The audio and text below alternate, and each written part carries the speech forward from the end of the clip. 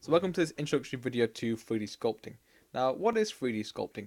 Essentially what 3D sculpting is it allows you to create a higher poly version of your existing model. So you might have a model, let's say 500 or 600 tries, and you can quadruple that to the tens of thousands, hundreds of thousands, or even millions of polygons to allow you to create really high, finer details, which you can then extract into various different texture maps, such as ambient occlusion, normal maps, specular maps, and even diffuse maps, because you can actually paint in 3D sculpting software as well.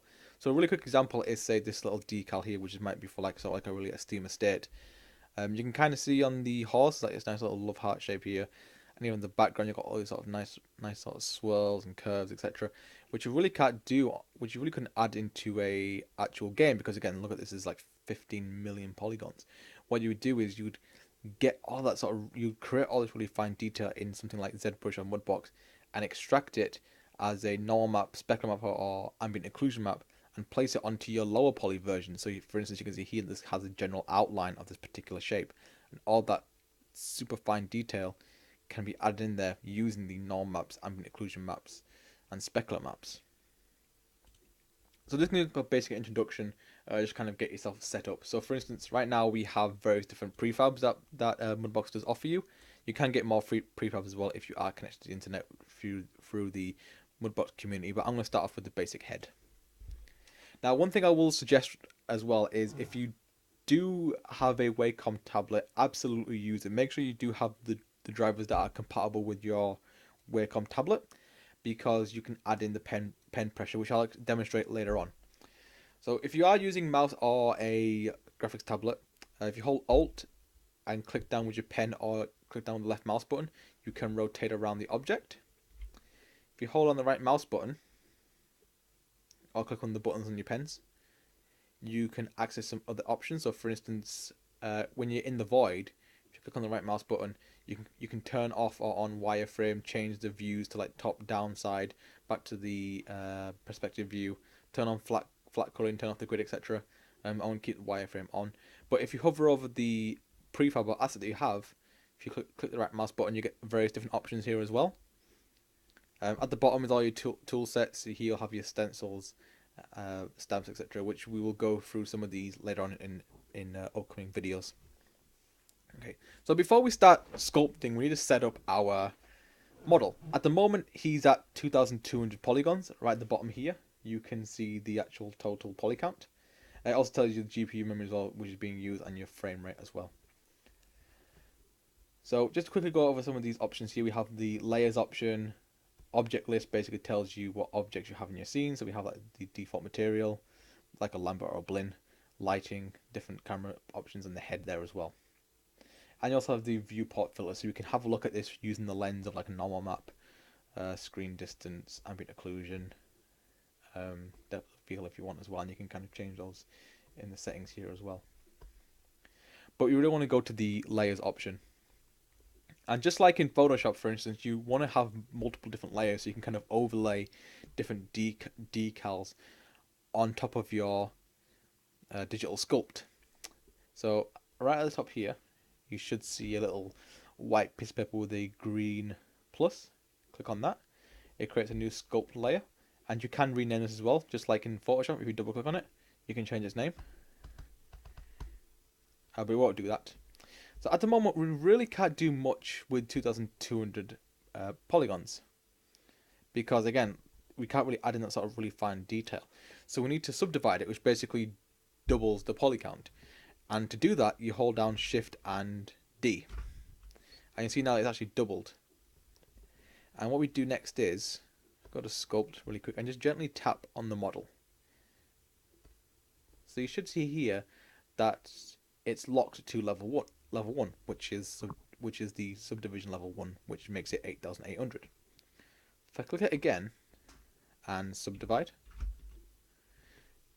and just tap here, you should notice now that sculpt layer 1 is now locked. So if I click on sculpt layer 1 and try to draw on it, you would see here that you get this warning label here telling you that you cannot sculpt on selected sculpt layer. It is locked to level 1 and it's currently level 2. So basically what it means is, as you create layers and various different and various different subdivision levels, it will lock you out from the previous ones. Now, why would you want to do that? Well, there's various different reasons for that. One is you might you may want to kind of overlay certain detail or even lower the strength on certain layers to kind of blend it in a lot better with the lower levels. So, for instance, if I just make one more, put that there, subdivide, put that there. Now, if I just really quickly just add in a bit of detail here. Again, this is quite rushed at the moment. So you see here we have our strength option, and we can turn it down just like the opacity or the fill in Photoshop. So what I can do is I can actually turn this down and just have it like just slightly there. Sometimes that's a really good way of kind of like blending in some really nice detail there. As you can see here, that looks a lot more natural compared to the 100 option that you have here. So that's one of the reasons why you want that as well. It's just kind of to soften some of the details in there, and also it allows you to kind of manipulate. It also allows you to manipulate the lower levels and lock them out. So if you make a mistake in level 3, for instance, you can easily erase that without erasing all the sort of the nicer details you have on sub layers. So what you want to do is you want to create up to about 5 or 6 sculpting layers. So Shift D, just gently tap on it. Oops, I need to go back to the sculpting.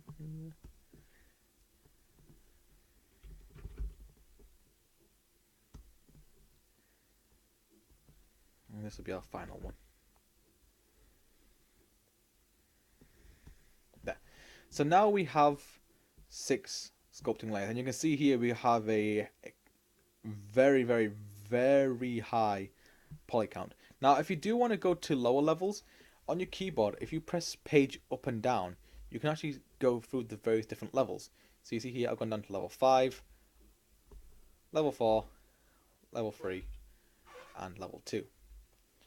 Now, in the lower levels, this is generally when you start to kind of give the general shape to your object. So for instance, maybe I want to give this guy a Bruce Campbell style chin. Well, wouldn't we all?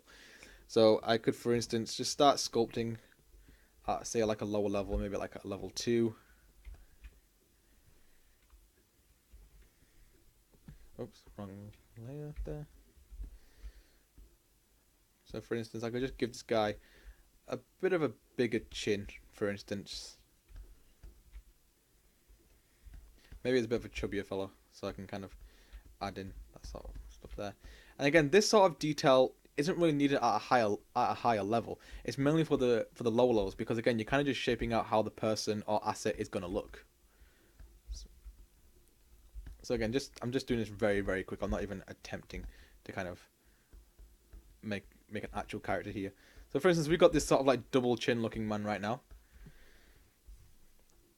And then in the higher levels, I could add in sort of the finer details. So for instance, if I go to the knife option and kind of just gently give him like a little scar on his face maybe. So you can kind of just sculpt in sort of finer details. Now this is where you want to be using your pen. So for instance, right now I'm holding my pen right now. So if I just hold on Control, if I just gently go across the face, so I'm pressing it really gently, and I'm going to start. I'm pressing down a lot more now. Can you see the difference?